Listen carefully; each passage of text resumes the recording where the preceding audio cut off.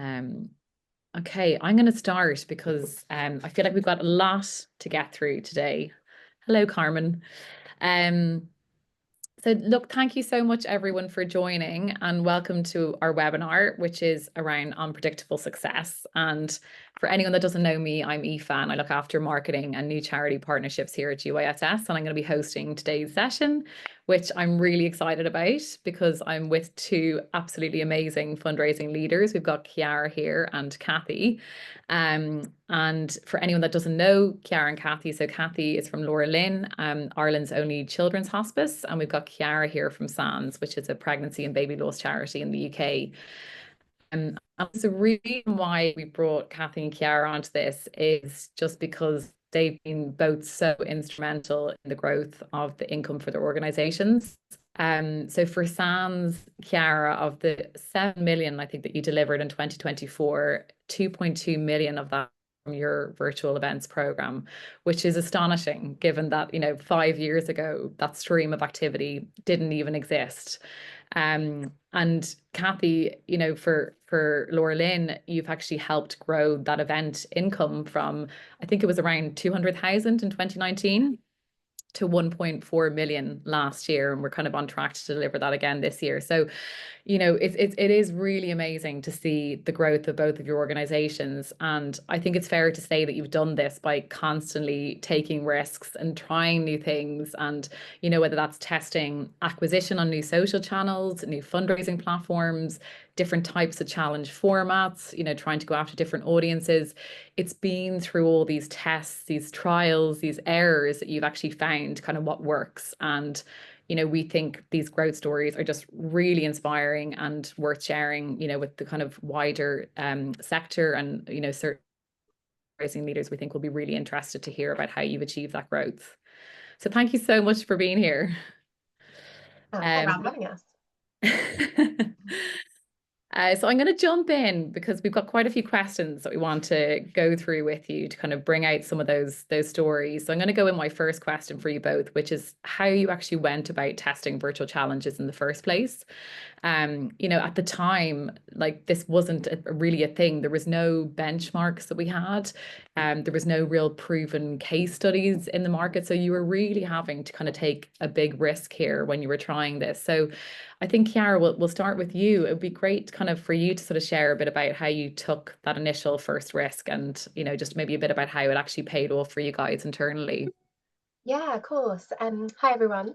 I think I should probably start answering this question by saying that the risk-taking was almost forced upon us. So it wasn't something that I would say kind of we really naturally chose to do, but COVID almost forced us into a position where we had no other choice. So kind of pre-COVID, SANS was in quite a unique position in that the majority of our fundraising income came from third-party in-person events.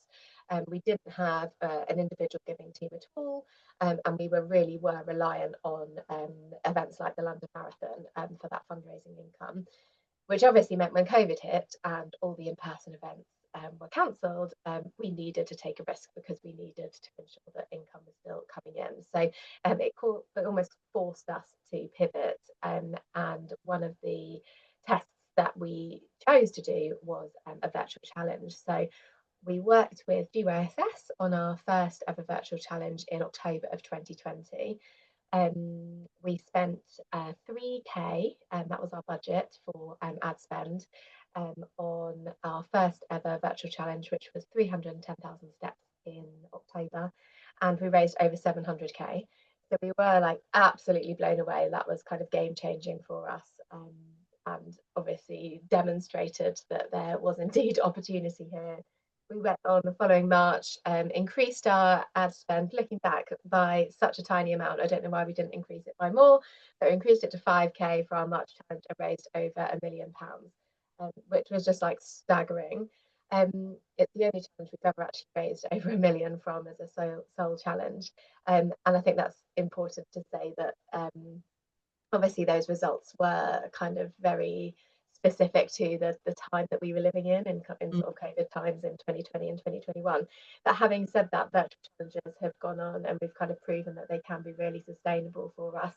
So now, yeah, I think you mentioned in the introduction that we raised over 2 million of our kind of nearly 8 million budget from virtual events. So kind of more than 25% of our fundraising income comes from these challenges, which is really encouraging, and we have been able to demonstrate the sustainability of them to the organisation.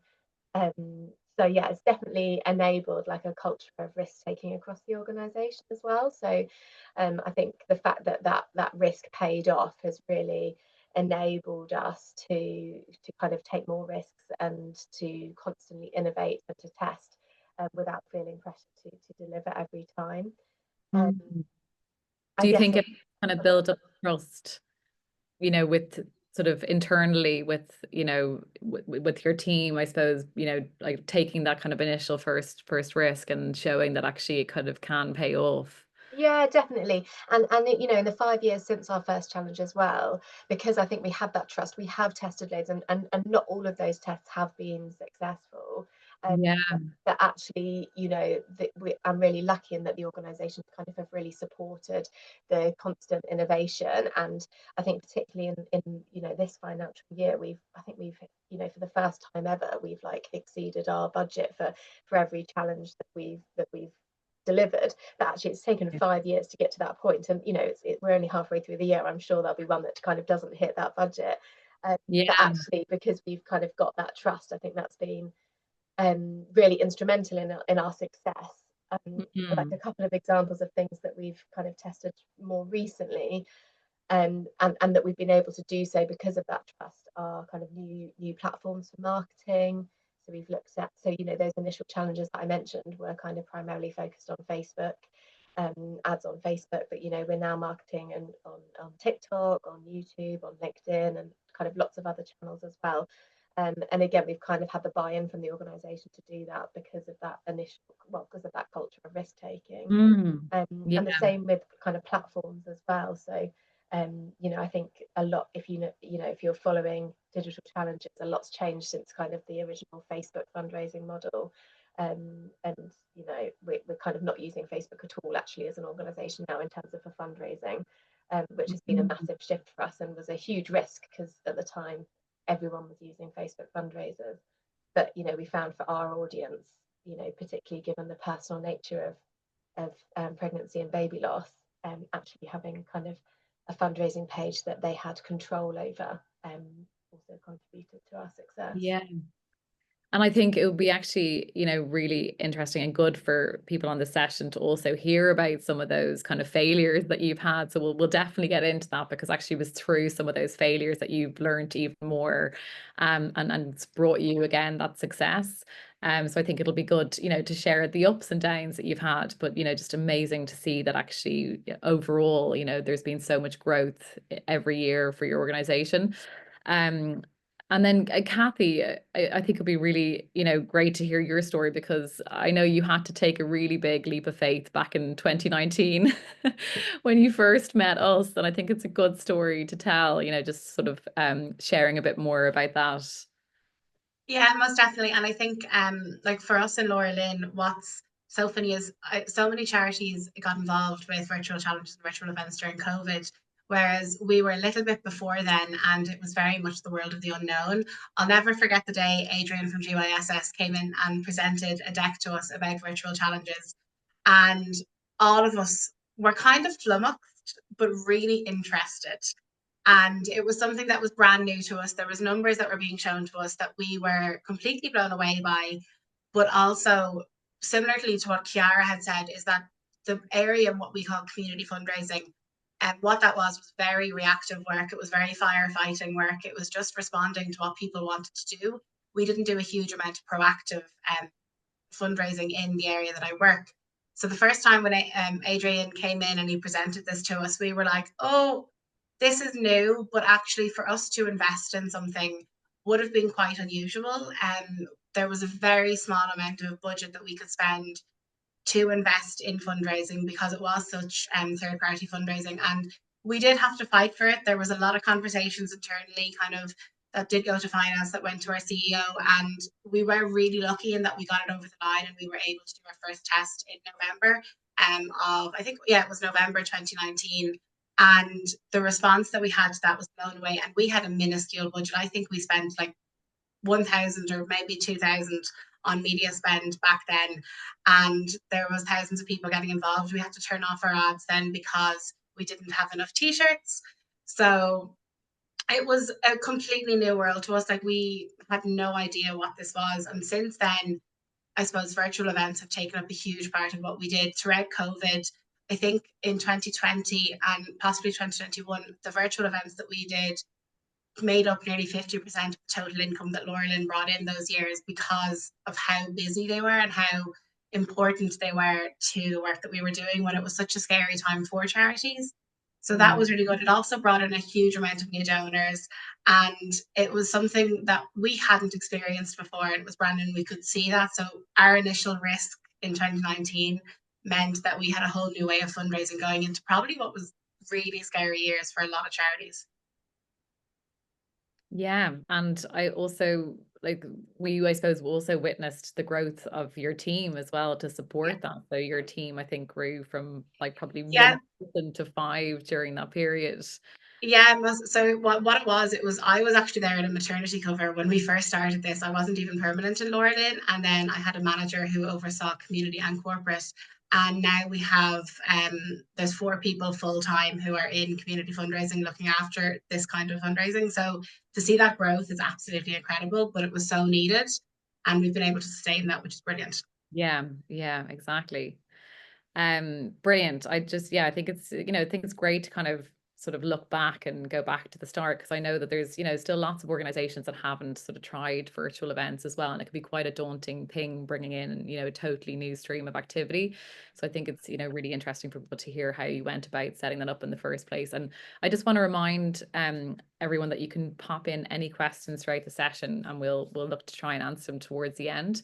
I want to move on to talk a bit more about testing and just some of the learnings that can come out of testing.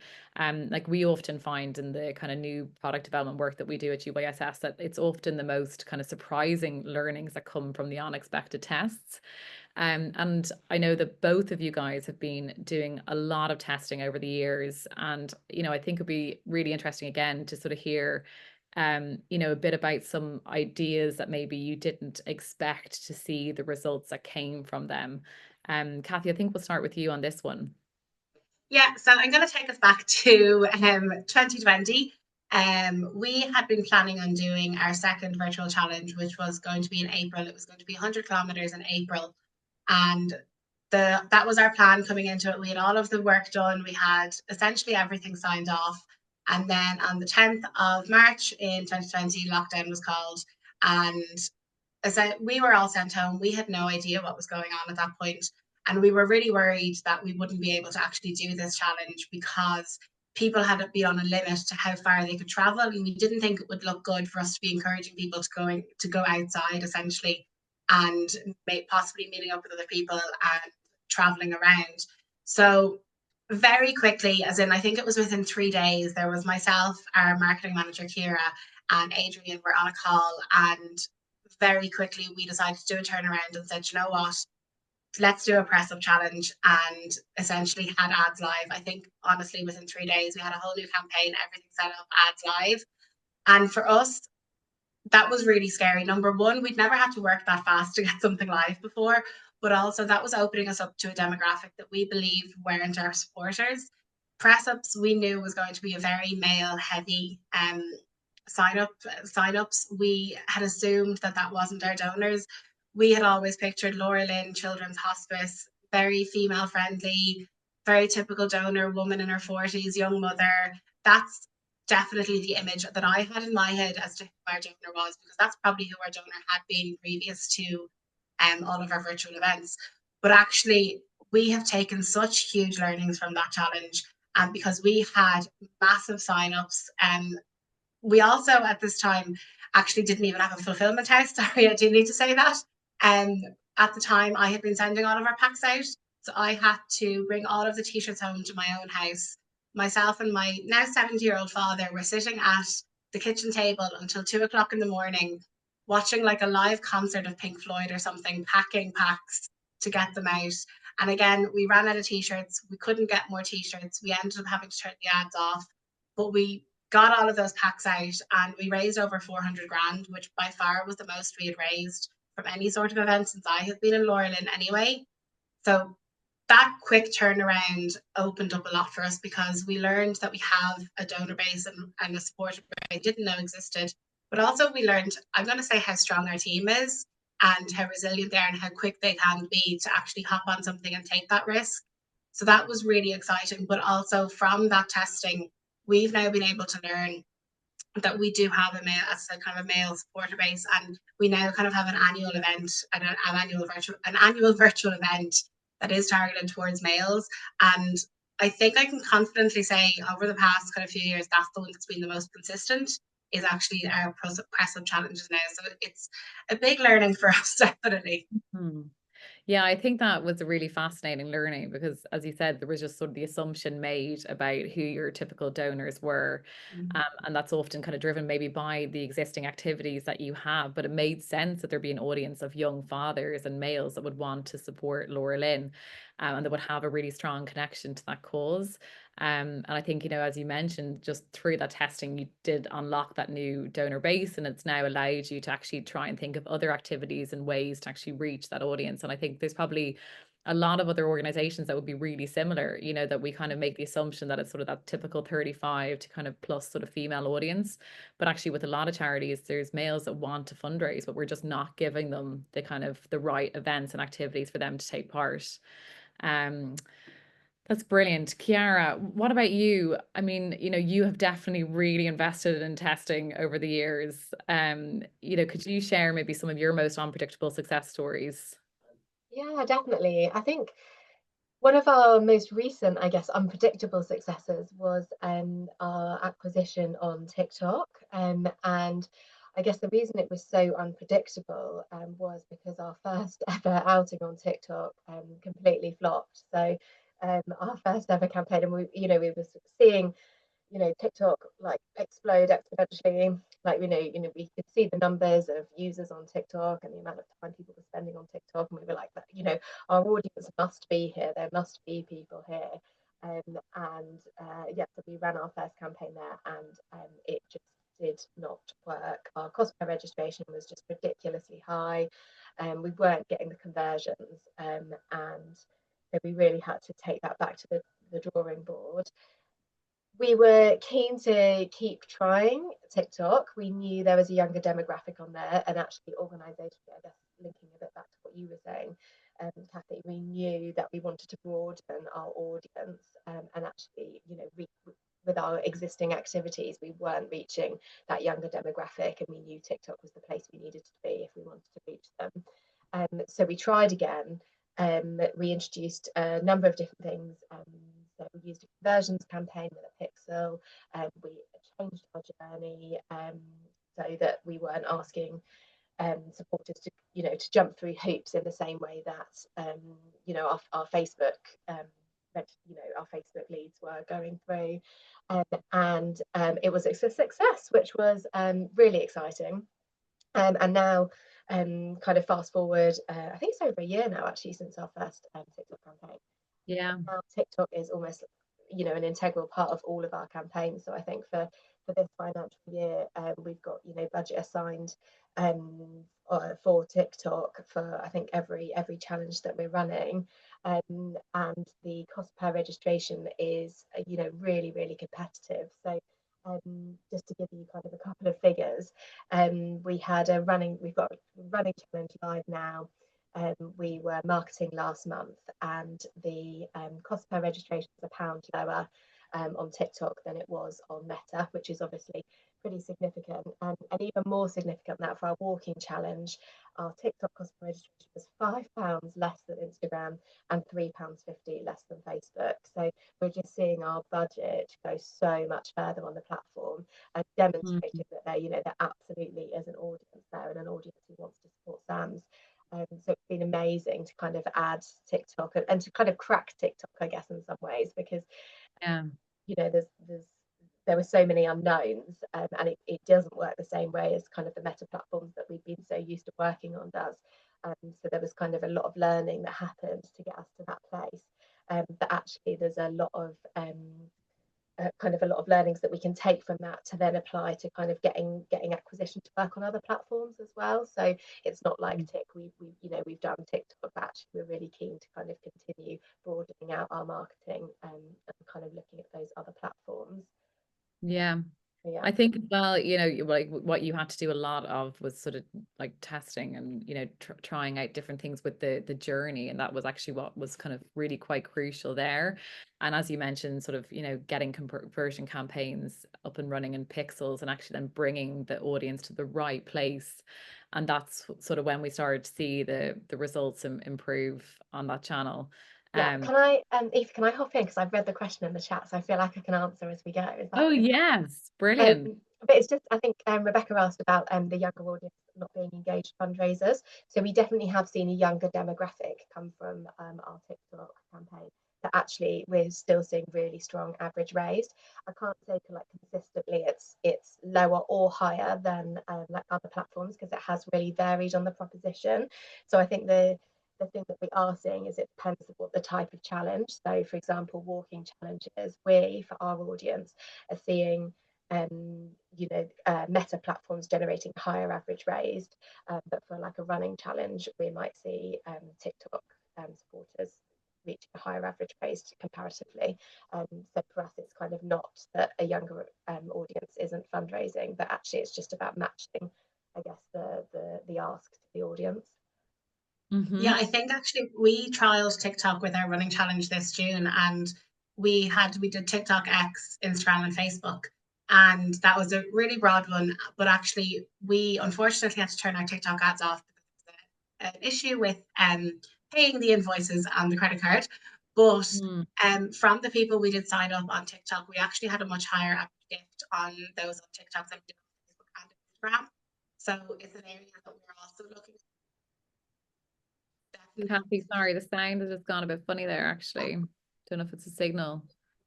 Sorry, I think it's you're back. back. Am I back? Good, Sorry, yeah. no, but what I was saying is that we've had really good results with TikTok as well, apart from the invoicing side of things, but the conversion to fundraising and the average raise was higher than we saw on Facebook and Instagram in June. So that was really interesting for us and definitely a learning. Yeah. And Chiara, I don't know if you saw that follow-up message from Rebecca as well, just about kind of percentages of sort of expenditure allocated to TikTok versus Meta. Yeah, again, I think that it would like vary depending on the challenge, because obviously we know certain challenges will appeal to that younger demographic better, so we would apportion like a higher percentage of our ads budget to TikTok on those instances. But I'd say typically, I don't know, it's not as much as we're spending on Meta still, but I would say it's maybe anywhere between 50 and 75% of our Meta budget, kind of that kind of number for TikTok. Yeah, and just to echo that, I think it is very much sort of challenge dependent and kind of then therefore audience dependent. So if you're actively trying to recruit a younger audience with a challenge that's like for a younger audience, you might put a bit more spend on TikTok. But I'd say still we're kind of probably in that sort of 70 to 80% mark on Meta with most of the charities that we work with.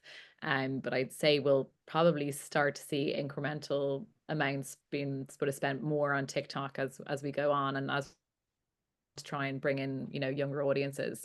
And also the audience is changing on TikTok, like it is starting to get older as well on that platform, so the budget will be kind of probably adjusted over the next year or so. I think the other thing to say is just like the important lesson there, I think with TikTok for you guys, Chiara, was just not to jump to conclusions too quickly as well. Just that like sometimes you have to test something a handful of times before you can actually pull any kind of concrete analysis and data on that. So not just to give up if you try it once and you're not sort of seeing it perform on a certain platform, it doesn't mean that actually that's not, right for your challenge or your audience. It just might be about tweaking the journey or whatever that might be.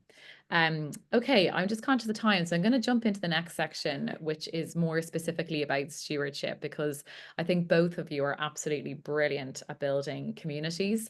But that hasn't just magically happened. You've both had to actually carry out loads of testing again in this space to kind of try and get to the right levels of engagement. You've had to try different platforms again, different types of email journeys, different types of messaging and so on and so forth. So again, I think just with both of your expertise in this area and just all the tests that you carried out in the space, I think it'd be really interesting to kind of share some of the insights and learnings that you've seen around the changes in stewardship. Chiara, maybe we'll start with you actually on this one. Yeah, definitely. So I think it goes without saying that communities have like really changed for us in the past 5 years and continue to change. So it's definitely an area that we've really had to focus on in order to ensure we're kind of keeping up with the pace of what supporters want. And so kind of originally our community was simply just a Facebook group, and back in 2020 and 2021 we saw huge levels of engagement in those spaces. But since we have seen engagement in Facebook groups significantly decline, and I don't think that's just kind of our Facebook groups. Obviously, you know, engagement on Facebook and time that people are spending on Facebook is in decline, you know, across you know every sector. But kind of at the same time as that, we've also started communicating with supporters in different ways and trying to form relationships with supporters in different ways. And SMS has played a huge part in that. So while we've seen kind of shared communities and engagement in shared communities decline, that's not to say that supporters aren't still looking to form relationships. And we, you know, we personally feel that the relationships that we've been able to foster via SMS have kind of filled that gap in a lot of ways for people. So we work with a company called Conversa on a two-way SMS program, and have done so for quite a while now, and see kind of huge success with that. So I've got a couple of figures in terms of what that looks like. So we ran 3 challenges in spring this year, and the average across all of those was a 15% higher activation for people that we were sending text messages to compared to a control group. So that means kind of 15% more people actually getting a donation on their fundraiser, which is obviously, you know, a massive uplift. And layer on top of that the increase in the average raise. So our average raise for our April challenge was 25% higher for our SMS group than our control group, which I just think is staggering, like 25% more income from sending some text messages. That challenge also didn't have a Facebook group, so I think like the figure was inflated even more because of that, because people were looking for a way to form that connection still. So we've definitely will continue to kind of look at SMS as a way for communicating with our supporters. I feel like I might be anticipating a question a bit here, but I was going to touch a little bit on the different, like why we use SMS over WhatsApp. We have tested WhatsApp a little bit, and it's important for me to say that we haven't tested them comparatively, so we haven't sent the same journeys on WhatsApp as we have on SMS. But we do have some thoughts why SMS is performing so well for us compared to how WhatsApp did. You're going to have to bear with me here, but WhatsApp is the dominant messaging app in the UK. So I got a figure, I think it's 76% of UK adults use WhatsApp. And SMS on the flip side is in decline. So I think in 2012, these are Ofcom figures, in 2012, 151 billion messages were sent via text, versus 11 years later in 2023, only 36 billion. So sort of 4 or 5 times less texts were sent in the space of 10 years. So you might then think, well, why are we using text then? But I think it's got that cut through because people aren't using text. They're using WhatsApp to, you know, to communicate with their friends and their families. When you're on WhatsApp, if you're like me, I've got like a list of probably like 7 messages that I've yet to reply to. So, you know, Sam's messaging me about my fundraising challenge is another one that's going to sit in that list of unread messages. I don't have any texts that like are waiting for a reply to me. So like text is really like giving us the opportunity to kind of cut through and reach people. So kind of that's been really exciting for us, and I think it's an area we want to continue to look at. In order to communicate with supporters. Finally, I don't want to like leave this without saying that I do still feel like community spaces play a part. So although we are seeing that kind of massive increase in kind of one-on-one relationships, you know, community spaces, I think, do still add value, that it's just that they're changing. So our Strava groups now are super active. When we set up challenges, we had over 13,000 people in our April challenge Strava group. Loads of people logging their activities, posting pictures, really engaged. And with a current challenge, we're testing kind of a community space within an app, which again is getting kind of a lot of engagement and a lot of posts. So I don't think it's a case that kind of community spaces don't still have a really valuable role to play, but actually we just need to kind of continue evolving, look where supporters want to be, and kind of really make sure that we're engaging with them in the way that they want to communicate with us. Yeah, brilliant. I think your hypothesis on, you know, WhatsApp versus SMS makes a lot of sense. You know, I think everyone can kind of relate to that. Just, I think it's also a little bit what happened with Facebook. People just started getting absolutely flooded with notifications, and then it was nearly kind of pushing them onto Instagram, and, you know, sort of the notifications haven't been as prevalent on that platform too. And I think from across all the charities that we work with that are using Converser, I think on average we're seeing sort of an 18 to 20% uplift in income from using Converser. So it's really positive to see that engagement coming through SMS. Cathy, we often hold you up as one of the best in class examples of someone that's absolutely brilliant at driving engagement. And definitely when you were managing Facebook groups for LauraLynn, you know, we used to see these huge spikes in engagement throughout the challenge period and throughout the social acquisition period. But obviously, as Chiara mentioned, there has been kind of a shift away from Facebook, and we're not seeing that kind of same level of conversion into the Facebook group and that same level of engagement as well. So it would be great to kind of hear from you as well as to kind of how you've continued to try and kind of build that engagement with your LauraLynn supporters. Yeah, and very similarly to Chiara, to be honest, in that when we first started doing these events, the Facebook group was it was pivotal to the success of our challenges. It was probably, I spent most of my days in the office or in this Facebook group talking to our donors. And that has hugely changed over the last. Where we used to meet them, I suppose our whole thing is that we want to meet our donors where they are. So they were spending their time on Facebook. We used to spend our time on Facebook, and that's how we used to actually speak with them and how we used to deal with them. Whereas now things have definitely shifted. So actually quite similar to Chiara, we have also recently been testing Converser, and I know Simon is here, Simon, but we have been doing that, and we've only recently kind of dipped our toe in that water, and we've seen some really good results from, and have been using Strava as well. So with our June challenge, we had over 10,000. Some of them were fundraising, quite a few of them were just there taking part, but actually we were able to get some of those people who had just joined the Strava group and bring them in and actually get them on that fundraising journey, and they would start fundraising, which was really great to see. But we're very much still testing those, but we're also still using Facebook groups. So I know for the challenge that we currently have live at the moment, Chiara on my team is looking after that. And it's a much smaller group, but it's a very engaged group. So while there might only be a couple of hundred people in there, they're still posting every day. They've built their own community at the moment, and they're still talking to each other. They're forming friendships kind of in the old way that it used to be. So there still is a want for them to be on Facebook. And I know from the names, there's people in there who've been doing it's a walking challenge. So there's people who've been doing walking challenges for 5 years now, and they're used to staying on Facebook there. So we still have that group set up for them. And actually, people emailed me asking me for the group, because what used to happen is we do lead form to Facebook group and then bring them on to register. Whereas now what we do is we do lead form straight to registration, and then they'll get an email with a link to the Facebook group. So I think a few people had actually missed it and they asked for it, which was lovely, because it's there, it's set up. I'm happy for them to use it, and they're really engaged donors.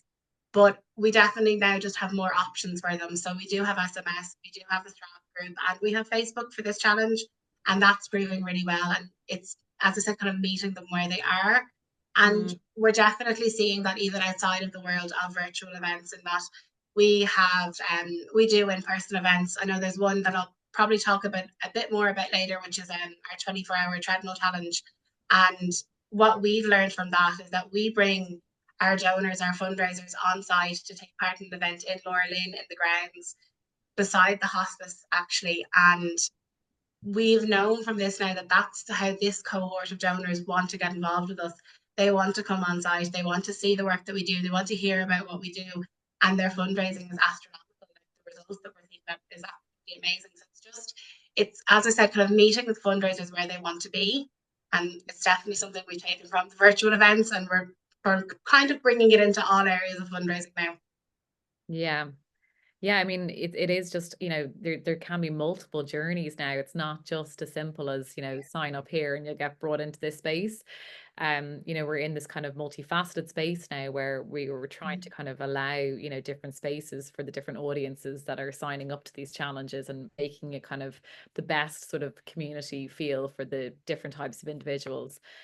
Like in some instances, we're actually putting in a Facebook group and a Strava group into challenges and letting participants decide, where they want to go to. So I think that's absolutely, spot on, Cathy. It's just about meeting them where they want to be. I want to move on. So we've got two final questions to get through before the end of the session. And I know there's a question still from Joanne here that I'd love to get to before the end of the session. But I want to kind of get into a bit about talking about balancing risk and failure. I think a lot of the stories we've been talking about here happened to turn into really successful stories, but that's obviously not always the case. And there's been lots of risks that you have taken that maybe haven't paid off. And there's been loads of ups and downs along the way that we've been part of that journey too. And, we know that it can be really hard as well to get new ideas and innovation over the line, especially when there's not a guaranteed return on investment, set against that. So I'd love to hear a bit more from you guys about how you go about convincing internal stakeholders to take a chance on maybe a new idea that you have or a new product, when there's not that guaranteed return. And, how do you kind of go about managing the communications internally on that if it doesn't actually pay off or work out? Cathy, maybe you start with that one.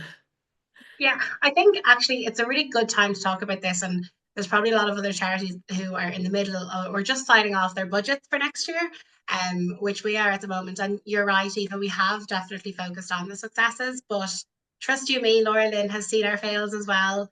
And we've had our challenges, and to be honest, we are having a bit of a more challenging year this year than we have in previous years.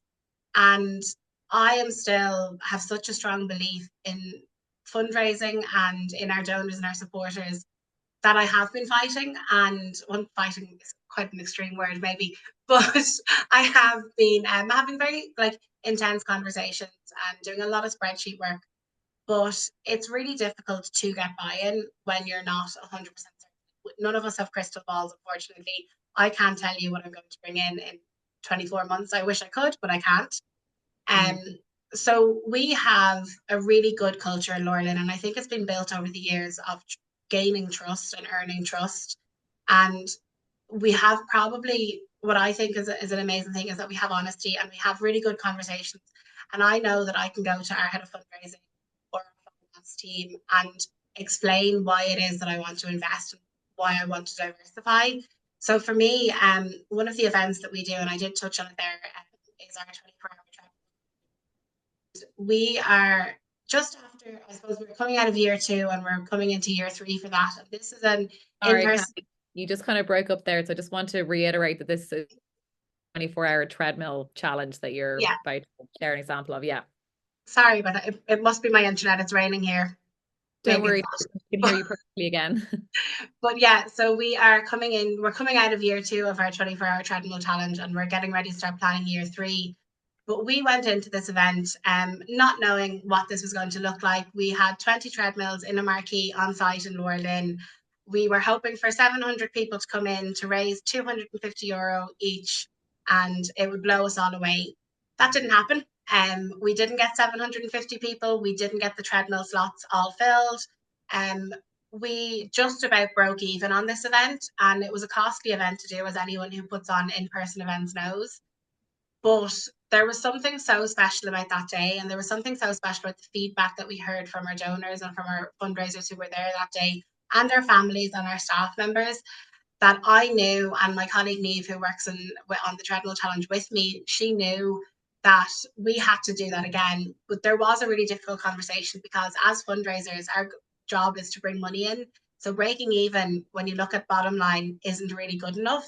So we knew that we wanted to keep going. We knew that we wanted to continue to have this event and essentially make it bigger. We wanted to diversify where people could host their own events.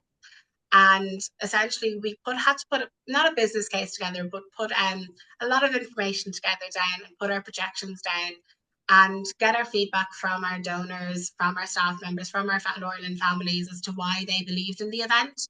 And we, lo and behold, ran it again this year, and we doubled our income on last year, and our costs went down because we managed to work some deals in there.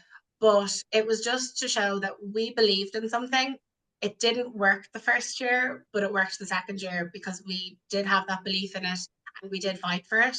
So that's kind of a big risk take thing for me. And I think me personally, I'm probably more used to taking risks in fundraising because I've worked in this area for so long. We've had challenges that have completely failed, that we've had challenges we've turned off. We've had campaigns we've had to do really quick turnarounds and up the media spend and order more merchandise. So we've had the good, bad, and the ugly, I would say. But because of our journey with that, and because I have been doing this since 2019, we do have that risk-taking, I suppose, attitude in LauraLynn now. Now, we are still looking after LauraLynn. Like, the number one thing for me is to make sure we do right by LauraLynn, but we definitely do have a little bit more freedom because of it. Yeah, and I think it's because you've been, carrying out so many tests, and as you said, a lot of them have actually paid off, that it's built up that trust. But I also think you take the long-term view of things as well. You're not just kind of thinking about, okay, the immediate ROI. For you have the vision of what that event could become and the impact that it would have on the brand and your fundraisers and supporters. And, so even though you weren't seeing it on paper, you had the vision of what it could become. And I think that's kind of what's so important to try and kind of communicate sometimes. That's brilliant. Chiara, what about you? I mean, again, you've been doing so many tests, so there's definitely been lots of failures in there. What would you kind of say in terms of like how you manage that internally as well? Yeah, I think echoing a lot of what Cathy said, like I am really lucky to work in an organisation where there is that culture of risk taking. But I do think that's something that like we've also kind of helped like encourage. And I think one of the key things that's helped us get to this this position is the constant risk taking and the constant testing. So we're not coming once a year saying, right, here's a test. Like I'm like presenting a test or something new that I want to try. Like, effectively every challenge, there's something I want to tweak, there's something I want to test. And not all of those are big tests. Some of them are super, super small tests. Some of them don't even have any kind of additional expenditure attached to them. And then some of them will have like a fairly significant budget that needs to be kind of accounted for if we're going to undertake that test. But I think the fact that we're kind of constantly asking and constantly innovating and then constantly analysing the results of those as well has really helped kind of enable that culture that embraces this risk. So I would say like, continuing to innovate, particularly if you're working in kind of virtual challenges, which is a really fast-paced environment anyway, is so, so important and has like helped us remain kind of a leader. I guess like a really kind of practical example of how we get things across the line is that often mid-year, opportunities will come up mid-year for us that we haven't budgeted for, and particularly when there's a cost attached to these. A kind of technique that we found really helpful is actually looking at our activities that have overperformed and said, well, actually, we've raised X amount more here. So can we invest some of that into this new test in order to, grow this? It's additional income that's come from this, come from this budget line. So therefore, can we invest it back in here? And it doesn't have to be masses.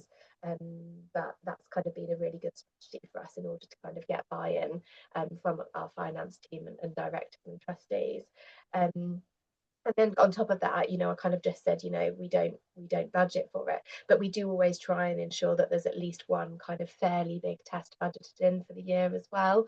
And when I say big, it's not necessarily big in terms of budget. Again, it kind of, I guess, trustees and directors can be, super wary to invest large amounts in a test, but big in the sense of it will be something quite different to what we're doing now. So it will mean quite a drastic change to the journey or to platforms or whatever the test is on.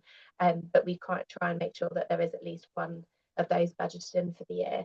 And again, I think that just helps kind of build the story that we are a risk-taking organisation, and that we will continue to test and innovate. Brilliant. I think, there's some really, really practical, great examples in there that, hopefully, some of the people on this call can actually take away maybe and see how they could kind of bring that in as part of their testing strategy and approach internally. It's probably one of the hardest things, I think, as a fundraiser to sort of get over the line and have established. Much easier if you're working in a big brand and, working in marketing, but actually when it comes to fundraising, obviously everything, the numbers are always scrutinized. So I think there's some great examples there, Chiara. Well, I'm just conscious of time, so we've got probably 5 minutes left before we just allow a little bit of time at the end for questions. I just wanted to finish off the session by asking you guys on your outlook. So, what you think is next and how you think the future of digital fundraising will evolve in your organizations. I know that's quite a lofty question, but kind of tying into this point around testing, it is such a fast moving industry when you work in the digital space. And I think it'd be, great to sort of hear what you guys think in terms of like how you see yourselves evolving as the digital space evolves within virtual events. Chiara, I don't know if you want to start with that one. Yeah, sounds good. I've got a few little points of kind of what's next for us, because like Cathy mentioned, we're kind of in that phase of sort of planning for next year, and we've also got a new fundraising strategy starting next year. So we've been doing lots of looking ahead. But I guess a real priority for us, and I touched on it earlier, but is kind of expanding on those multi-channel journeys. So multi in terms of the platforms that we're marketing on. So like I say, we've kind of understand Meta, we understand TikTok now, but actually we want to ensure that we've not got all our eggs in one basket, and that we're kind of utilizing the audiences across all of these platforms. So we're looking at YouTube, we're looking at LinkedIn already, but actually there's a lot of platforms, for example, Spotify, Pinterest, Blue Sky. There's so many social platforms that I'd love to kind of look at further and see if we can kind of crack acquisition on those channels, as well as like improving the return on ad spend on our existing channels. So it's not like tick, we're done, we've cracked Facebook. There's always kind of work to be done there. So but also multi in terms of the stewardship as well. So kind of historically we haven't had the capacity to send kind of people on different support journeys, but actually if we know that the demographic on TikTok is different to the demographic on Facebook, then I'd really like to get more bespoke in the journeys that we're sending people, and kind of reflect the behaviours that we know they're most likely to undertake. So really looking at those journeys.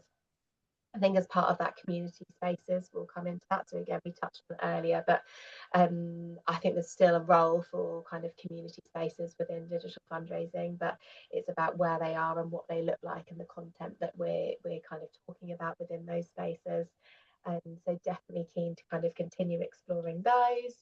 And then like quite a nice example, and again Cathy, I feel like you've already touched on this, but is about kind of bringing some of the digital learnings that we've got offline as well. So we've got Ribbon Run is a digital fundraising challenge. It started a couple of years ago in kind of the typical digital format. It's a one-day kind of 5K ask that happens during our awareness week. And this year, for the first time, we've kind of expanded that to an in-person offering as well as the virtual offering. And again, kind of we've been able to take so many learnings from that and kind of really grow the event. And I think there's potential for us to do that with other, our other challenges as well. Brilliant. So yeah, lots of kind of evolution and, your products and evolving that audience strategy and, testing lots of new products. So yeah, I think that's really keen for us. Like, we're not looking to reinvent the wheel. We're not looking to do anything crazily different, but we're actually just looking, like you say, to evolve, to keep innovating, to keep testing, to reach new audiences, and to, just improve our ROI. Yeah. Absolutely. And we often find, you might have a proven challenge or a proven format that works really well for 1 to 2 to 3 years maybe. And then, it starts to kind of wear out and you've got to find something new then to take over from that. Cathy, what about you guys? Yeah, and actually kind of on that, definitely for us, what we're looking at the moment is I think I said this word earlier, but like diversifying what we're offering to our donors. We have had incredible success with walking challenges, with skipping challenges. We had an absolutely incredible year where we raised over $1 million from skipping challenges. And we've seen a decline in that now. There has been a little bit of fatigue, but we know the model is still working. So it's more just what we're offering is what we're trying to change. So we are looking at kind of new formats.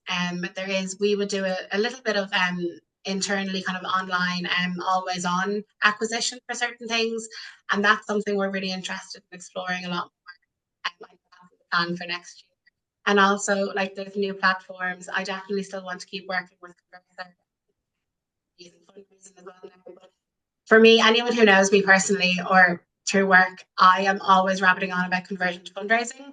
And that's one area that I always see improvement in, is because if we can get, like, I don't think we're going to get a whole load of people more signed up, but if we can convert more people to fundraising, for me, that's a really easy win. Now, it's not so easy to actually do, but we're getting there. So that's definitely an area I'm really focused on. But also, we now have a database of thousands upon thousands of people who are with us in LauraLynn. And I really want to look more at their lifetime value. So we have incredible retention for fundraisers outside of virtual events, but it's not something we've really looked at with our virtual challenge fundraisers. So that's actually kind of probably number 1 or 2 on my list to look at in 2026 is the lifetime value. And that could be either their retention and staying with virtual events, or it could be, and I know kind of Joanne had that question, but about converting them to regular giving or individual giving. That's an area that I'm really interested in. So that's definitely in the plan for next year. Brilliant. Yeah, that's actually a great segue into just 2 of the questions that have come in here. So Joanne Arnold specifically asked about this point. So she was asking kind of, what the next step is for people that sign up to your challenges and what percentage of people go on to give again once off, regular giving, community challenges. So Cathy, I think you've kind of touched on that. What about you guys, Chiara? Is there anything that you can share? Unfortunately, I'm not going to be able to give a very helpful answer because much the same as Cathy, it's not an area that we've had the capacity to look into much further, but definitely is like an area we want to, and so I can't say in terms of what percentage of people go on to kind of take a next action. And we have tried a few bits, but to be honest, like not seen huge uptake with kind of any of our asks so far. So for us, it's about developing a journey so that we're not sending people another ask immediately. So I think that's the focus. It's about what that journey looks like before we make that next ask, and then at that point testing which asks perform best. And I think another part of that is what that journey looks like, because currently it's just been an email journey, but obviously earlier on we spoke about like the importance of other kind of communication channels. So actually we really need to crack that journey before we can expect anyone to kind of take any next action at all. Yeah, I don't think you guys are alone there. I mean, I think this is kind of an area that everyone is sort of trying to hone in on a bit more and actually kind of figure out how they, achieve more lifetime value from all these amazing kind of databases and fundraisers that they've been able to sign up through challenges. And yeah, we've definitely even noticed, kind of even through remarketing, we're seeing some really strong results coming through from that. So we'd love to kind of explore that space a bit more as well. There's another question that's come in here. There's 2 other questions actually, and we've got 5 minutes left. So someone has asked, do you capture the SMS opt-in as part of your acquisition journey? And what is the average percentage of opt-in for SMS across your campaigns? Chiara, I don't know if you'd have any stats on that. So yes, I don't have the stats, but I can talk to it. So we do capture SMS opt-in on the registration flow, so at the point that somebody registers for the challenge. However, we do then send everybody, apart from our control group, our SMS stewardship for the challenge, regardless of their opt-in, under the fact that I'm not a GDPR expert, but under the kind of legitimate interest in that if they've signed up for the challenge, we can text them about the challenge. So we do onboard them to our SMS journey. We then obviously wouldn't text them about other activities in the future, but that's how we've approached opt-in for SMS. It's the same for us. Super. And then there's one other question here from Ronan, which I'm not sure we'll be able to help with, but any experience or advice on digital recruitment for monthly direct debits? Probably sits in a different Yeah, area. it sits in a different team to me, so sadly I can't offer any insight on that. No worries. I think that's it for questions. Yeah, Ronan's also said no worries. Thank you very much. Oh, Carmen, actually. Oh, so yeah, thank you, Carmen. Carmen's just coming in to say thank you for the session. Listen, we're nearly at 3. I just want to say a massive thank you again, Cathy and Chiara, for coming on and sharing your stories today. I hope people have kind of come away sort of feeling inspired by all the tests that you've carried out and the growth that you've seen over the years. So thank you so much, and thank you everyone to join the session as well. Thank you. Thanks, everyone. Thank you.